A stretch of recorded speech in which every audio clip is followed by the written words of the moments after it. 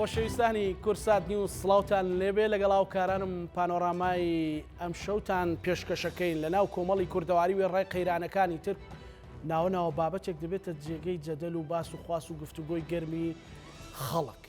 هەریەکە و تەفسیرێکی بە جۆرێک تەفسیری بۆ دەکات ئێمە ئەرکمانە لە مێدیا بتوانین لە ڕەهەندە جیاوازەکانەوە لە ڕوانگە جیاوازەکانەوە پەنجە بخەینە سەر ڕاستیەکان بۆچی کۆمەڵ گای ئێمە زۆر جار کۆمەڵێک شت بە هەڵە وەرەگرێ و دوزار لەسەر ئەو هەڵەیە ئەڕواتە شوێنێکە نیقاش و گفتوگۆی توندی لێ ئەکەوێتەوە کە ڕەنگە بۆ نیشتیمان و نەتەوە و وڵاتی ئێمە و هەرێمی ئێمە پێویست نەبێت بەڕاستی ئەو هەموو کوشتن و ئەو وێرانەی کە لە ژێرەوە هەیە بە ناوی پەروەردەوە یان نەبوونی پەروەردەوە چێلەی بەرپرسیارە بۆچی ئێمە ڕۆژانە لانی کەم هەفتانە ئەگەر هەفتانەش پێمان وابێ زیادە ڕۆیمان کردو مانگانە ڕووداوی تراژیدی کە نامۆن بە کۆمەڵی کوردەواری ئەبینین و ئەبیستین هەمووانە ئەم شەو گفتوگۆ ئەەکەین لەگەڵ بەڕێز یونسڕاوی نووسەر زۆر خۆشحاڵم لە خزمەتی لەوە دەست پێ بکەین ئەم فترەیە مەسەلەی جێندەر بەڵێ ڕێک وا تەفسیر کرا وا خەڵکیان تێگەیان کە ئەمە دەقێکە یان ئوستەڵەیەەکە ڕاستە و ڕاست دواتە هاوڕەگەزبازی ئەمەش لە کۆمەڵی کوردی نامۆ ینی بەڕاستی ئەمەوێ لە ڕوانگەی بە ڕێستانەوە جێندەر چییە؟ یعنی ئایا بەڕاستی هاوڕەگەزخوازیە؟ خۆی ئێمە سەرەتا بە ناوی خوددا ئێمە بەڕاستی لە کوردستان و لە جیهانی ئیسلامی بەگشتی هێزێکی شاراوە ئیش لەسەر شێواندنی چەمکەکانەکەن مەسەڵەن ئێستا بەرامبەر موسڵمان ئەڵێن عەلمانیەت کەنەوە عەلمانیەت کوفرە واش نییە عەلمانیەت یعنی دین بۆ خۆت و دەوڵەت بۆ هەمووان تەنانەت ئێمە لە وەثیقەی مەدینە ئەم دەستورەی کە پێڵێن دەستوری نبووەت عليه الصلاة والسلام کە پێغەمبەر ئەینووسێ مع ذلك مسلمان زیاتر بوون عەدەدیان ژمارەیان یەهود کەمتر بوو لەگەڵ یەهودیەکان ئەینووسێ یەک لە نەسەکانی ئەو دەستورە ئەڵێ لیلیەهودی دینهم ولیلمسلمینە دینهم یعنی نەینووسیوە مسلمان سەرچاوەی یان مەصدەری تەشریعی مەدینەی منەوەڕەیە ئەڵێ نا ئێوە دینی خۆتان هەیە ئێمەش دینی خۆمە سەیری کە ئێستا زۆربەی عالەمی ئیسلامی ئەڵێ سەرچاوەی ئیسلام سەرچاوەی تەشریعە بەڵام پێغەمبەر ئەمەی نەسەپان بەسەریە ئەمانیش دینیان هەیە و تەوراتیش ئێمە معتەقەدین بەوەی کە کتێبی خوایە ئەمان ئەم شتانە دەشێوێنن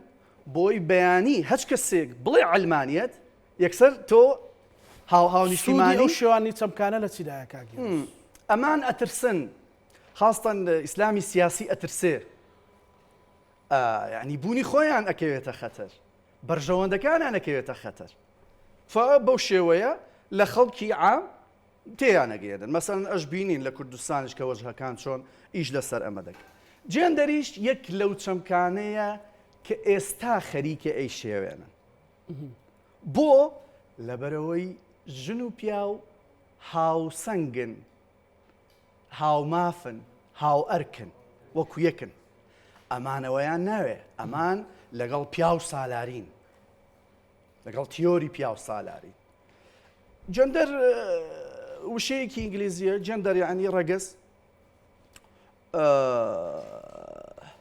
ئەمە ئێستا نەتەوە یەکگرتووەکان بە چڕی ئیشی لەسەرەکە باش و دەیسەپێنێ لەسەر هەموو عالەم لەسەر هەموو جیهانە و ئەمەش کە ئیشەکە کۆمەڵی عەقڵی گەورە لە UN توێژینەوە لەسەر ئەمە دەکەن متعەصب نین یعنی دەمارگیر و دۆغماتی باش لێرە ئەو جملەیە وەرگرینەوە کە ئەڵێ UN بە عەقڵی گەورە ئیشی لەسەرەکە واوێ ناکراوە من بینیومە و بیستومە ئەو فترێکە ئەو جەدەلە هەیە ئەڵێ کە ئەمە پارەیەشی گەوری بۆ تەرخان کراوە و هاوڕەگەزبازیە بۆ ئەوەی نەوەکان کەم ببنەوە ئەمە پیلانێکە ئەمان وا ئەڵێن بە زوانیە حقیقەتەکەی حقیقەتەکە وانیە بەڵگە و دلیل حقیقت بەڵێ UN ئەی سەپێنێ ئەمە چۆن کاتی خۆی قەدەغەکردنی کۆیلایەتی و کەنیزەکی قەدەغە کرد ئەخیر وڵات مۆریتانیە لە 67 ومع ذلك ئێمە لە شریعەت 35 ئاەتمان هەیە قسە لەسەر کۆیلە و کەنیزەکەکە ئەمان کە ئێستا ئەڵێن جێندەر بینە هاوڕەگە ئەسڵ و ئەساسی نییە ئەمە هاوڕەگە ئەسڵەکەی چییە؟ مۆزوعێکی ترە وجودی هەیە هاوڕەگەز باز هەیە و هاوڕەگەز خوازیش هەیە ئەمە وجودی هەیە و ئەمە یعنی وەکو عەرە بەڵێ وەلیدەت و زەمانی ئێستا نییە یعنی تازە دەرنەکەوتووە ئەقدەم منحوتات نەحتی کە هەبێتن لە سقلی ئیتاڵیە کە عمرێ گەڕێتەوە بۆ 9000 ساڵ پێش زاینی مەسیح باشە ئێمە منحوتاتمان هەیە لە ئالیهەکانی بابل و ئاشور و ئەکەد باشە ئەسڵەن وەکو تەقسێکی دینیش بەکار هاتووە کاهینەکانیش پیاوە ئاینیەکانیش بەشداریان کردووە بەڵام من وەکو خۆم باوەڕم وایە دوو ڕەگەز هەیە نێرومێ يا أيها الناس إنا خلقناكم من ذكر وأنثى وجعلناكم شعوبا وقبائل لتعارفوا دوو ڕەگەزمان هەیە ئێمە ڕەگەزی سێیەم بوونی نییە ئەمەی کە وجودیان هەیە مەیلیان بۆ ڕەگەزی خۆیان ئەچێ سەواءن لە ژنیا لە پیاو ئەمە لێکترازان یان لادانی هۆرمۆناتە ئەهی خەلەلێکی طبیە و هەردوو طبەکەش جەسەدی و نەفسی و ئەمە چارەسەرەکرێ ڕاستە ئەمان ئازادن بەڵام ئەتوانن چارەسەر بکەن و مەسەلەی هاوڕەگەز خوازی یەکەم ئاین کە دژیە وەستێتەوە تەوراتە لە سفری لاوین ئیسحاحی 18 ئاەتی 22 نەسە تەوراتێکە ئەفەرموێ لا تضاجع ذكرا مضاجعة امرأة ئەڵێ لەگەڵ پیاوێکی وەکو خۆت مەخەوە یعنی پیاو لەگەڵ پیاو مەخەوە هاو شێوەی خەوتنت لەگەڵ ژنێک إنه نەجس ئەمە قێزەوەنە پاشەوە ئینجیلیش لە ڕیسالەی کۆرنثۆس باشە ئیسحاحی 6 ئاەتی 9 ئەفەرموێ أم لستم تعلمون أن الظالمين لا يرثون ملكوت الله الله مەگەر ئێوە نازانن ستەمکارەکان مەلەکوتی ئیلاهی بە میراد ناگرنەوە لا تضلوا گومڕا مەبن لا زونات نەزیناکارەکان ولا عبدة أوثان نەبتپەرست ولا الفاسقون ئەوانەی لە دین دەرچوون ولا مأبونون ئەوانەی مەسەلەن کوڕە خۆی ئەچوێنێ بە کچە خۆی ئەچوێنێ بە کوڕ ولا مضاجع ذكور يعني ئەمانەی نێربازن ئەڵێ هیچیان ئەمانە مەلەکوتی خوددا بە میراد ناگرن ئەمە تەورات ئەمە ئینجیل بەڵێ قورئان سوورەتی هود ئاەتی 77 تا 82 طبعا چیرۆکێکی لەگەڵ ئەمە ئەفەرمیان تەفاسیلی ترە بۆ ئەوەی باشتر تێ بەڵێ طبعا دینەکان تەواکر یەکترن و ئێمە ئیمانمان بە هەمویان هەیە لا نفرق بين أحد من رسلي جیاوازی لە نێوان هیچ پێغەمبەرێک ناکەین عليهم الصلاة والسلام أفرمي ولما جاءت رسلنا لوطا سيء بهم وضاق بهم ذرعا الله كاتك پەیام هێنەکانی ئێمە مەبەستی مەلائکەتەکانە ئەچنە لای لوط خەڵکەکەی ئەوێ مزایقەیان کردن لەبەرەوەی مەشهورە کە قەومی لوط بە خەریکی لیواتە بوون يعني وقال هذا يوم عصيب وجاءه قومه يهرعون إليه خەڵکەکە بە پەلە کۆبووە لە ماڵی پێغەمبەر هود عليه السلام ومن قبل كانوا يعملون السيئات الله أمانة بيشتريج أم خلقها خريشي إيشي خرابون قال يا قوم هؤلاء بناتي هن أطهر لكم ئەڵێ خەڵکەکە تکایە ئەمە کچەکانم کاکە بەڵام ئەو میوانانم لاقە مەکەن هن ئەطهر لەکم ئەوە پاکترە بۆ ئێوە تەماشا پاک لە تەورات وتی نەجس چۆن تەواوکەر یەکترن بەڵێ قێزەوەن وتی بەڵێ ئەلێرە ئەڵێ ژنەکە پاکە یعنی ئەمەش قێزەوەنە ئەو کاری ئێوە ئەوەی کاتە قورئان نەسەن ڕەفزیە وبنە ڕەفزی کردووە بەڵێ ئێستا سزاشیان نەدا هن أطهر لكم فاتقوا الله ولا تخزوني في ضيفي يعني شرمندي ميوانا كان مكان أليس منكم رجل رشيد ما قال إيو بيايكي بياوانا تانتيانية قالوا لقد علمت ما لنا في بناتك من حق أما أنا أظن كاكي ما تشيت ما بيوندي ما بكتانانية ملائكة تانما طبعا ملائكة دقان لسر شكلي سيجنجين يعني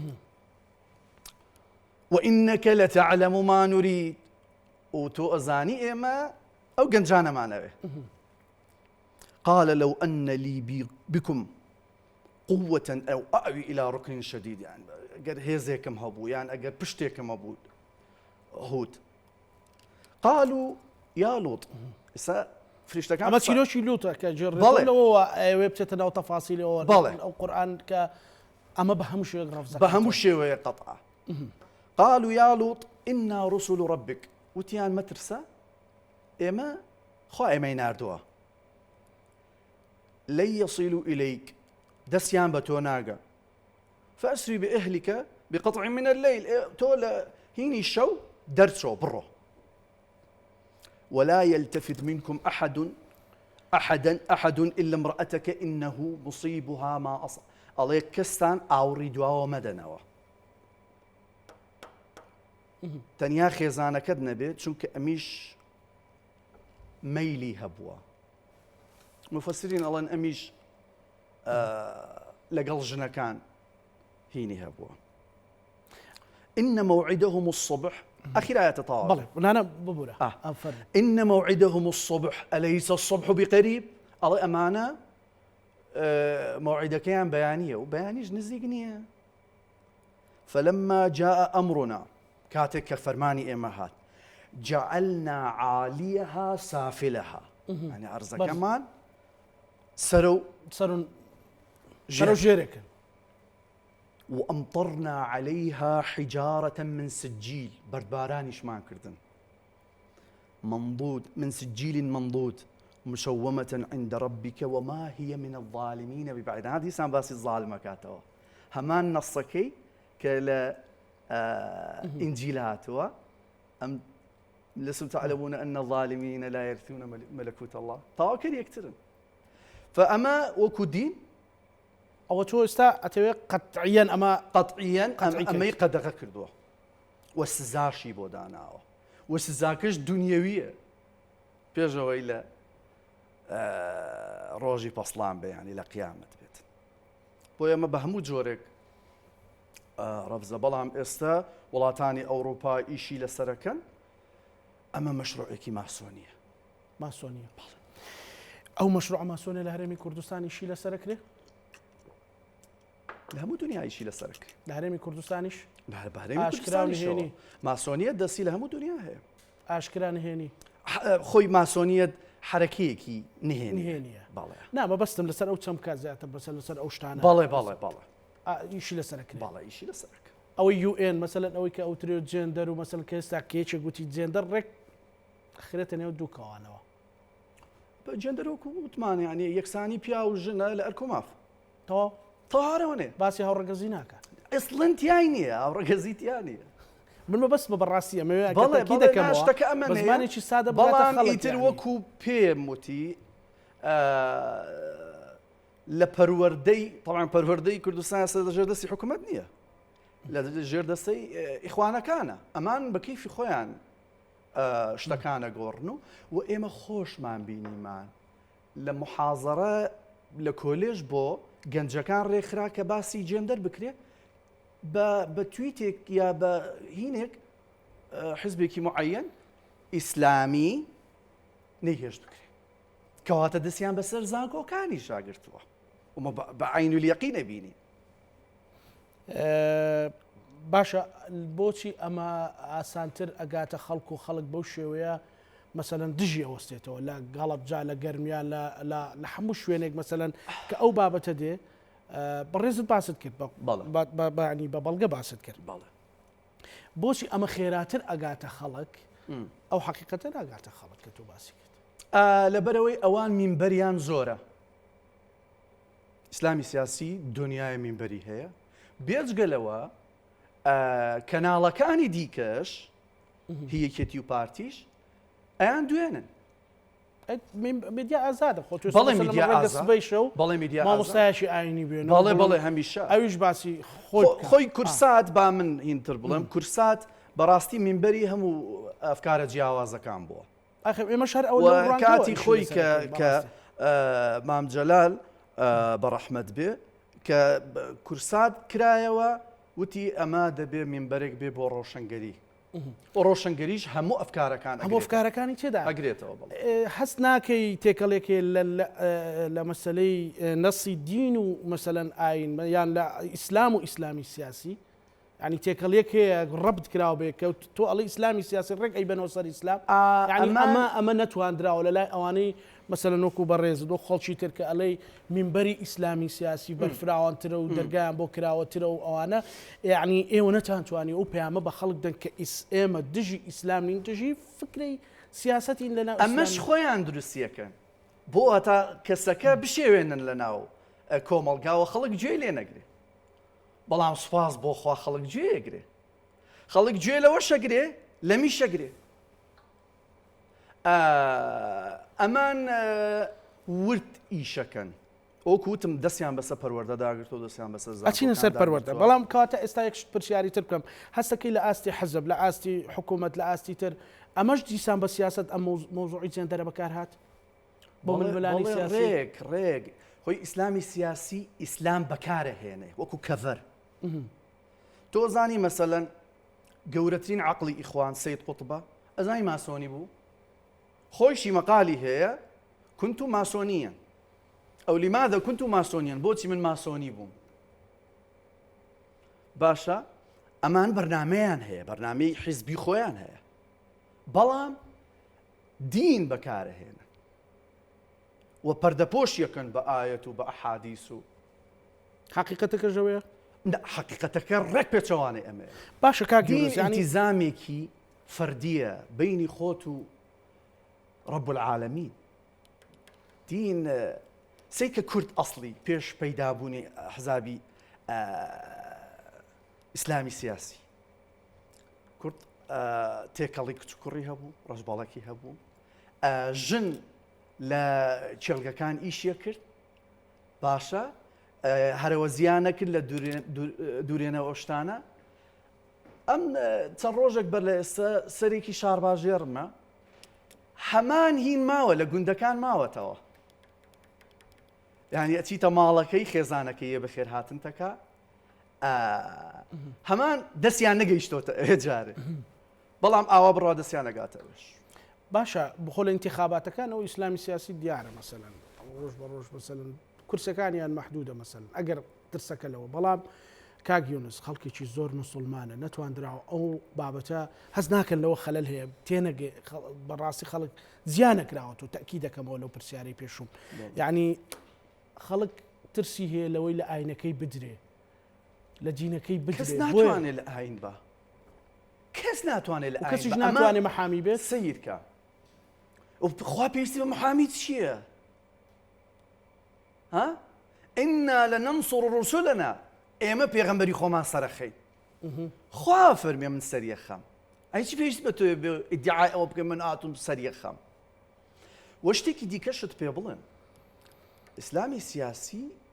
ڕۆ لە ناوچوونە و ئەبینین دەنگەکان چۆن کزی کردووە سید کە ئێستا مەسەلەن یەک لەمانە کۆمەڵی دادگەری پاشکۆی ئیسلامیەتەکەی لابرد گەیشتە قەناعەتێک کە ئەم پاشکۆیە خەڵک ناخەڵەتێنێ مع ذلك لە چم هینێک بوو بۆ چ مەرحەلەیەک هات باش یعنی کاک یونس مەسەلەن ئێستا بەڵام لە غیابی ئەوە ئەبێ کەسێک هەبێت احترامی بەها ئاینیەکان بگرێت بەها بەرزەکانی ئاین بگرێت احترام گرتن نەک محامی بوون یان پارێزەری بوون. جيد ئێستا من هەر سێ کتێبە مقدسەکەم بۆ خوێندیەوەمە احترامی بەها ئاینیەکان نییە وەکو خۆی بە نەسە عەرەبیەکە و تەرجەمەشم کرد. دوایی بێزەحمەت ئەمان شتێکی دیکەشیان دروست کردووە لە کوردستان. يعني سيري هينكي مثلا سيري صوفيك بكيوكو أهليكي خرافي وكوهين مع ذلك أصلي دين تصوف كروكي آينا روحي دينا وأو تصوفي لكردستانيش هبوا كأستج يعني سباس بوخوا هيا إنساني جورة لعائلة متصوفة كان هاتوا إنساني عاقلي دروس كردوا أمانية گرفتێک ئەگەر ملەتی کورد ئێستا ئەمە عفومەکەی تاو کەمینەکە ئێستا ئەمان دوو شتەکەن دژی ڕۆنشبیرەکان ئەمانەی وەناویانەنێن ملحید و کافر و ئەو مع ذلك وانية من تحدایانەکەم مثلا کەسێک ئیسپات بکەن لە ناو کوردستان ملحید بێ ملحید ئیلحادی تەواو یعنی ئینکاری وجودی خوا بکە نییە مە نییە بەڵام ئەمان دروستێکن دژمنی وەهمی دروستەکەن بۆ خەڵک بڵێن قیەمی دینی لە خەتەرایە ئێمە منقیزی ئەو دینی با بۆ دینە سەر کەوتووە قوڕیش نەیتوانی لە نایبە ئەحزاب هەموو عەرەب کۆبوونەوە نەیانتوانی وەستا دووەم دینە لە دنیا بەڵام بەداخەوە طبعا شتێکی دیکەش بۆ بینەران ڕوونکەمەوە من لە کتێبی ئیلاهیات بە تەفسیلی باسم کردووە ئیخوان و سەلەفیەت کە دوو قووە گەورەکەن ئێستا لە کوردستان ئیخوان لە 1920 مخابرات فەڕەنسی دروستی کرد حەسەن بەنا مامۆسایەک بوو مامۆسای معلم بۆ یانی کردیە ئەم هینە ئەفکارەکانیشی بەسیتە بەڵام دوای سەید قوتب و جەماعەت ئیشیان لێ کرد ئیخوان یەکەم حرەکە بوو کە فتوایدا و دڵخۆش بوو بە هاتنی داعش سەرەتا و فتوایدا بە خۆ تەقاندنەوە ئەمانە ئیخوانە فتوایدا یوسف قەرەضاویە حرەکەی وەهابیش کە ڕئاسەتی هینی کرد سەلەفیەتەکە مخابەراتی بەریتانی دیسان درستی کرد دژی دەوڵەتی عوسمانی بۆی دەوڵەتی عوسمانی نەزعەیەکی تەسەوفی هەبوو خۆی ماتوردین ئەمان ئەشعەری نین بەڵام دژی ئەمان ئیتر هەزارەها موسڵمانیان کوشت لە عێراق و لە ئیحسا و لە قەبرەکانیان تەخت کرد و قبری سەحابە و هینیان تەخت کرد بەس هینێک دیار بێتن و باش گرفتێک ئەمانە لەوێوە هاتون ئەمانە ئەولادی ئەوە وەکو نووسەرێک گرفتێک هەیە ملەتی کورد کە 1995 بەرەو ژووری موسڵمانە ئەو پابەندە بە دینەکەیمە و ڕەنگە مەسەلەن یەکێتی بێ بەڵام موسڵمان بێ پارتی بێ هەر لایەنێک بێ لە ماڵی خۆی دانیش بێ کاسپێک بێ موسڵمانە و پابەندە بە نوێژ و ڕۆژ و حەج و گرفتێک هەیە لەوەی کە کورد بتوانێت پشت بە بنەما بۆ پەروەردە بۆ کۆمەڵی کوردی بە کڕۆکی ڕاستەقینەی دین ببەستێت گرفتێکەیە لەوەیە دین هیچ گرفت نییە منەوە دەمێکە ستایشی تەسەوفەکەم تەسەوف و عرفان کورد هیچ مشکلی نەبووە بە درێژایی طبعا بالمناسبە کورد کە زەردەشتیش بووە کە پێش زەردەشتیەتیش مانەوی و ئەمانە هەر نەزعە تەسەوفەکەی هەڵگرتووە باش تەنانەت جووەکانی من ئەو ڕۆژە حاخامێکی جوو قسەیە کرد کە بە ئەسڵ خەڵکی هەولێر بوو لە ئیسرائیلە باسی لە تەسەوفی مان پێڵێن کابالا تەسەوفی یەهودە کرد کە ئەیوت ئێمە ئەوە بووین ئەو نەزعەیە بووین بەڵام دەریان کردینە جینە نەداهاتینە ئیسرائیل باش داعشی نووست و هێشتا هەیە لە هەرێمی کوردستان و چۆن هەیە مەسەلەن بەڵێ هەیە چۆن وڵات من ئێستا مستەڵاحیش پێیا بۆ ئاسایشکیان گرێڵە شانەی نەنووستوو ینی شانەی ئەکتیف بەڵێ ئەم خۆی داعش چییە؟ فکرەکە ئێرهابی بێ ڕۆ هێزێکی هزرێکی ئێرهابیە تەکفیریە و ئەوەی لە لەون و بیرکردنەوە و تێفکرینی خۆی نەبێ لە لای ئەو کافرە خوێنی حەڵاڵە ژنەکەی ئەتوانرێ بیبە ماڵەکەی ئەتوانێ بیبەی ئەمانە ئەو ئەفکارانە لە ناو کتێب هەیە پێش ماوەیەک ئەم پێشانگەی نێودەوڵەتی کتێب کرایەوە لە سلێمانی کتێبی وای تایە بینیم خۆم بینیم ئەش فرۆشێ باوەڕ بکە لە سعودیە قەدەغەیە لەبەرەوەی ئینسانی ئیرهابی دروستەکە کتێبی تایە داعش خۆی تەبعی کردووە یعنی ئەوەی لێرەیە هیچ تەبعی داعش نییە بەڵام داعش نفسی کتێبی تەبع کردووە ئەویش تەوحیدی محەممەد بن عەبدولوهاب مەسەڵەن ئەو ناوێکە ئەوانی تر ناوەکان ناڵم نەوە بێتە تەڕویج بۆی ینی بەداخەوە هەرچەندە ئێستا ناتوانانی تۆ سەنسۆر لەسەر هزردا بنەی نێت هەیە ینی بەربڵاوە بەڵام هیچی ئەوە وەکەوەی کە گوتت مەسەلەن ئیخوان مەسەلەن فەڕەنسیەکە مخابەراتی فەڕەنسی دروستی کرد مەسەلەن وەهابیەکان مخابەراتی بەریتانی دروستی کرد فکری داعشیش استفادەکردن نییە لێی ینی دابڕاوە لە کڕۆشی دین لە حقیقەتی دین فکری داعش ئەمریکا دروستی کرد بەڵێ و خۆی دابڕاوی ئێمە ئەزایی چۆنە نامان لە دەرەوەی دینن لە ناوەی دین نین ئەمان توێکڵی ئاینیان خوێندووە توێکڵی ئاین تێگەشتون بەڵام کڕۆکی ئاین جەوهەری ئاین فەلسەفەی دین تێنەگەشتون خەڵە تێنراون هیزرەکە هەیە بەڵام خەڵکەکە چۆنانەدەی ئەمە طبعاً مخابەراتی ئەمریکا دروستیەکە هیچی و باشترین بەڵگەش بۆ ئەمە مەسەلەن ئەفغانستانی داگیر کرد تالیبانی زنوو کردەوە بە ماوەیەکی زۆر لە دەوحا کۆبوونەوەیان لەگەڵ کردن ئەمریکا ئەفغانستانی ڕادستی تالیبان کردەوە و ئەبینین ئەخیر جاریشەوە خوێندنی ژنانی قەدەغە کرد باشە قسەیەکیڵێ کە ئەمریکا ئەفغانستانی ڕادستی تالیبان کرد چۆن ڕێگە بەو شتانە ئەدا کە خۆی دیعای ئازادی و ئەتوانم بڵێم بە ئەخلاقترین سیاست ئەوەی پەیڕەوی لێ دەکا ئەمریکایە لە دنیا و بەس لەگەڵ کاولکاریە مەسەلەن کە عێراقی داگیر کرد لە 2003 هەموو خەڵکی عێراق پێی خۆش بوو ینی نەجاتی بوو لە دەست دیکتاتۆرێکی ستەمکار ینی بەڵام تەنها وەزارەتی نەوت و مالیەی پاراست تەنانەت مەتحەفەکانیشی هێشت خەڵک بچن فەرهودی کەن کاتی خۆی سیاسەتی بەریتانیا چۆن بوو بەریتانیا کە شوێنێکی داگیرە کرد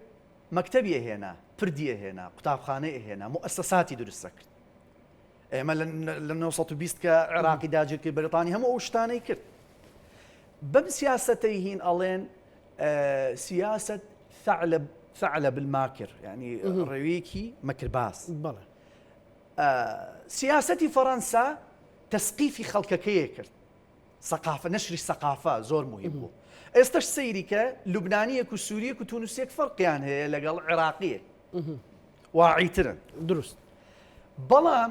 هی ئەمریکا پێڵێن ثۆر الهائج سیاست ثۆر الهائج یعنی وەکو گا ئیسپانیەکان بەس بلێنێ بەم دوانە کتێبێک دەرچوو بە ناوی بلاک دۆر ینی دەرگا ڕەشەکە کە مەبەستی ئەو دەرگای ڕئیس وزەڕای بەریتانیا تێیدا هینەکە ئەڵێ ئێمە لە پێش 2003 کە نیقاشی ئەوەمان کرد عێراق داگیرکەین وتمانە ئەمریکیەکان با ئێمە کودەتایەک لە ناو قەسڕ دروستکەین دژی سەدام و بە بەدیلەکەیشمان حازر کرد بەدیلی سەدام حوسێن کە ئەویش تارق عەزیز بوو بە حکمی ئەوەی تارق عەزیز ئەچووە دەرەوە و مەسیحی بوو دەستیان پێگەیشت سیکە لا یەزال عەقلی بەریتانی چۆن بیرەکاتەوە بەوەی کاولکاری نەکە چونکە بەڕاستی کاولکاری کرد ینی حتا لە مەتارات و لەمە ئەسلیحەی مەمنوعی بەغدا نەگاتەوە تۆ تایم دوای هەموو بەڵێ بەڵێ بەڵێ بەڵام وتی ئەمریکا ڕەفزی کرد وتی من کاولیەکەم بە حجەتی ئەوەی نەوەوی هەیە و دوای نەوەویشی نەبوو نەوەویشی نەبوو باش کەواتە ئێستا ئەمە بڵێن چۆن ئەتواندرێت بۆ ئەوەی ڕێگری لە فکری تۆندڕەوی تونداژۆی بگیرێت چی بکرێت مەسەلەن پەروەردەمان پەروەردەیەکی چۆنیە بۆچی ئێمە لە سەرەتای بەرنامەکەوتم کاک یونس مەسەلەن ئەو ڕووداوی کە دوێنێ و پێرە لە هەولێر ڕوویدا مەسەلەن باوچێک مەسەلەن دینۆکی وەل حاصل بە زۆر بە قێزەوە ناڵێکی خۆی کوژە کامە لە کوردەواریە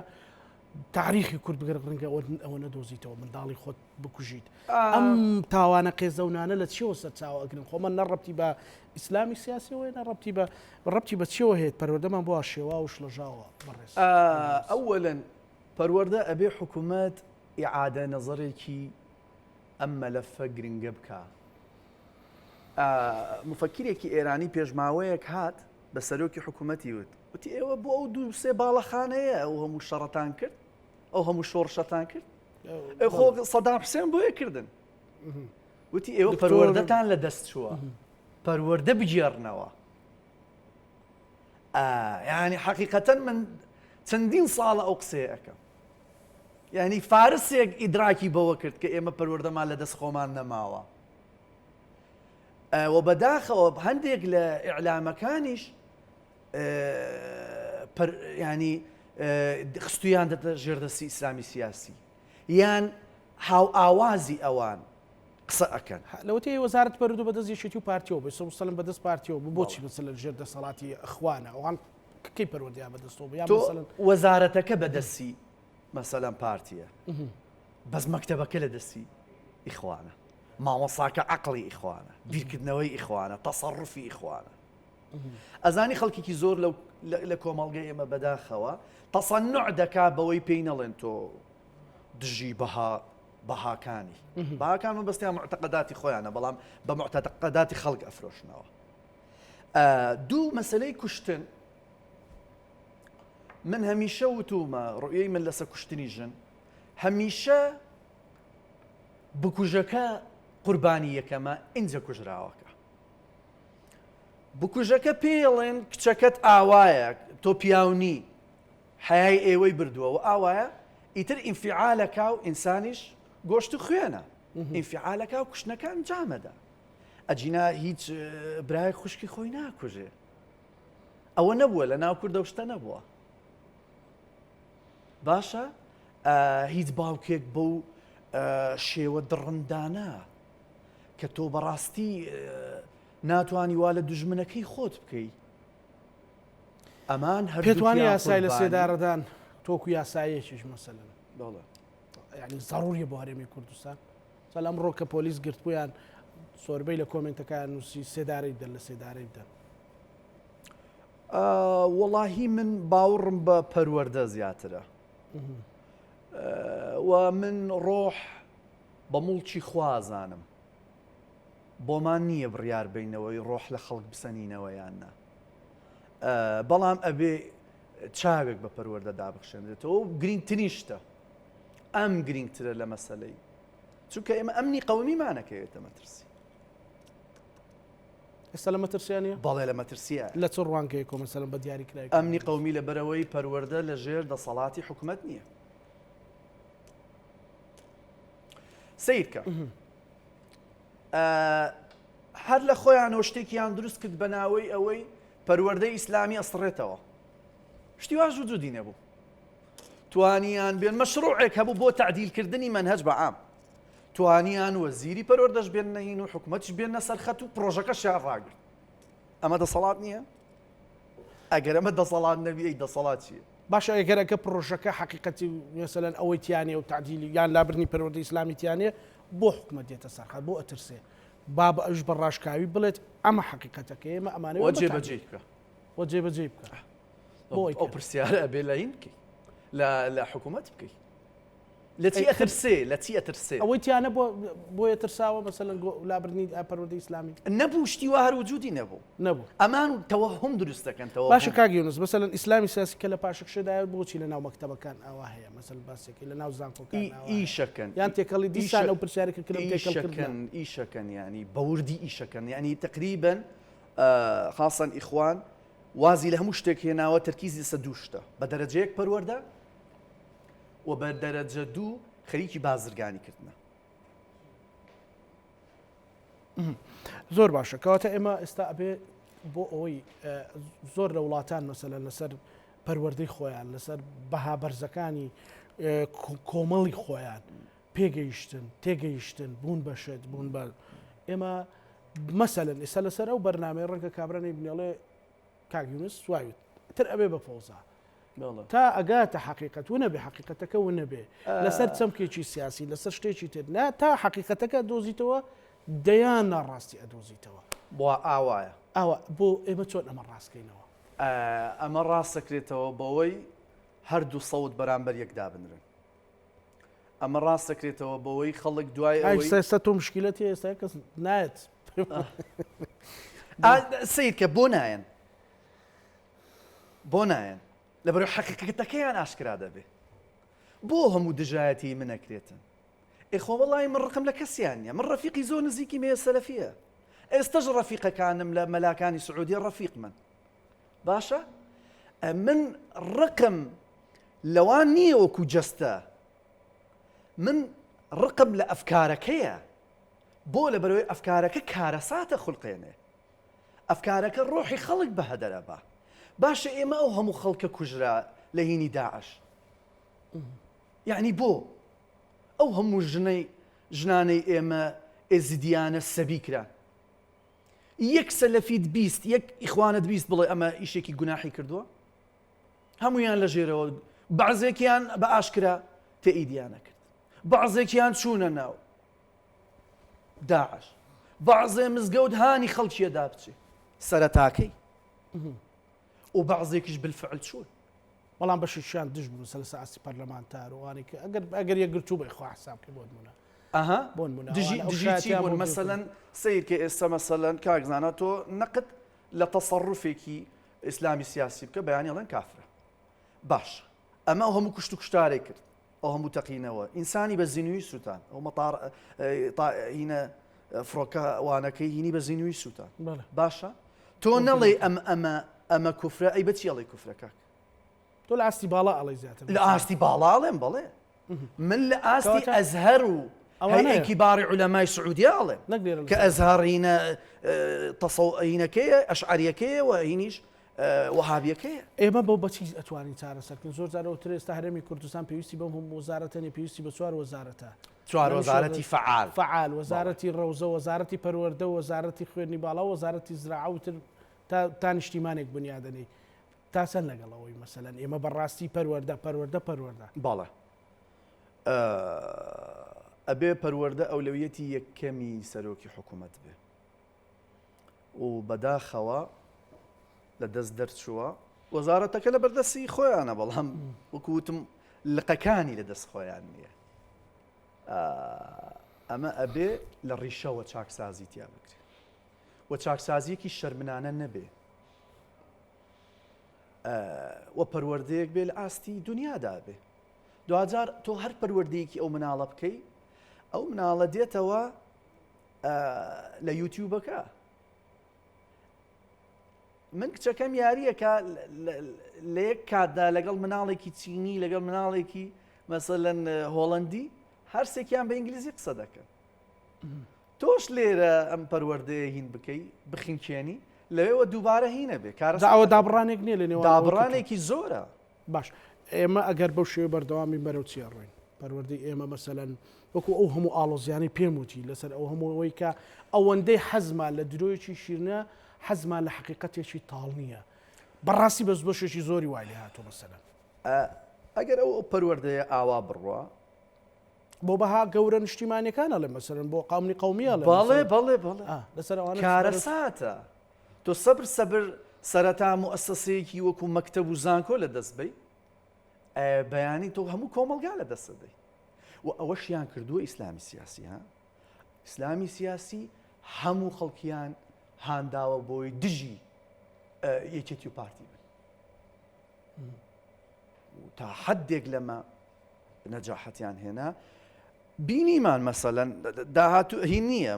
داهاتوو نییە مە ڕابردووە لە چەند ڕۆژەی ئەم ڕووداوای ئەم کچە کە و هەموو گەنجە پەلاماریەدەن ئێمە کارەساتە ئەمە کاگیونس ئەگەر حقیقەتێک بڵێ مەسەل ئەوانە پەیوەندیان بە ئیسلامی سیاسیەوە بوو مەسەلەن ڕەنگە کۆمەڵێک گەنجی لادەر بن گەنجی جیرفان بەتاڵ بن گەنجی بێپەروەردە بن بەڕاستی نەک پەیوەندی بەوە بێ لە مزگەوتەوە هاندرا بن هاوتم بێپەروەردە ئەمان لەوێن پەروەردەن تۆ جارێ جیاکردنەوەی هین کە مناڵێکی سەرەتاییە پێی سەیرە ڕەگەزی بەرامبەری پێسەیرە کوڕ و کچ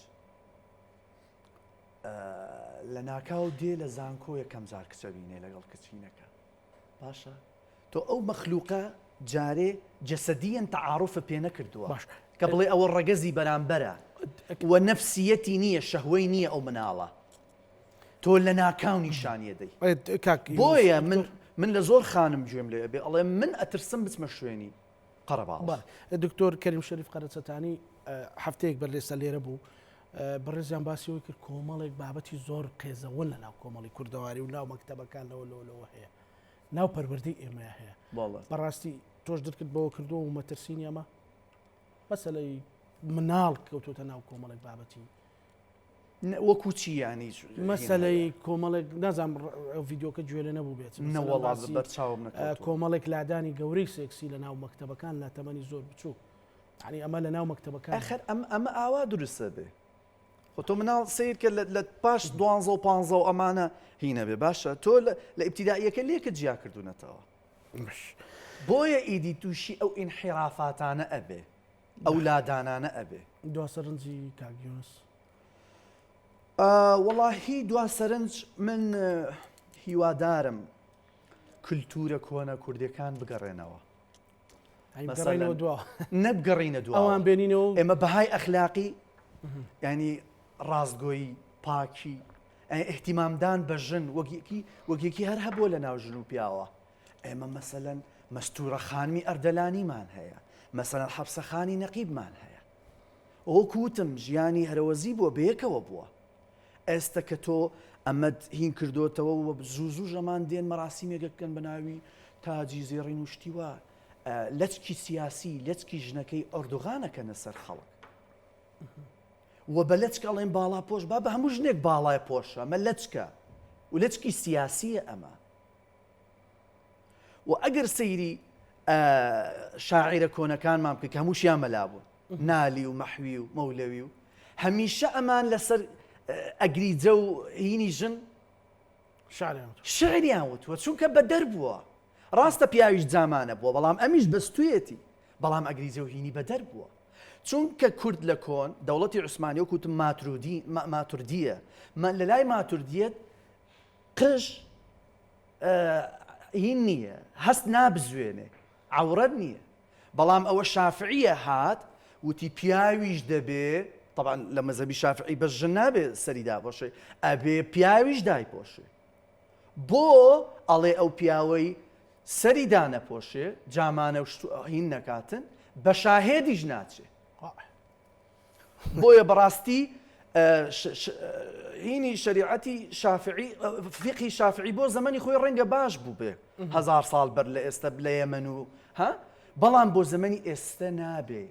ئێمە پێویستمان بە قیرائەیەکی عەقلانی عەسرانی هەیە ئەمە نەسی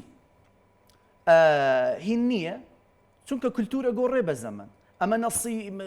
ئینجیلم بۆ نەخوێندیتەوە کە بە هەموو شێوەی قەدەغەیە پاپا ئەڵێ هاوڕەگە سوخوانەکانیش ڕۆڵەی خوان بە زەختی ئەمە معدالیکە نەسێکی شەیە بۆیە منیش ئێستا مزگەوتێک هەیە لە هینی هاوڕەگە سوخوازەکان مسلمانیشن مەلایشمان هەیە لە فەڕەنسا مەبەستدار نییە بە مەبەست نییە دروست کرابێ ئەگەر بڵین ئەوە بە مەبەستە دەبێت گومان لە پاپاش بکەین بڵین ئەویش قەزوا لە دینی مەسیحیەتەکە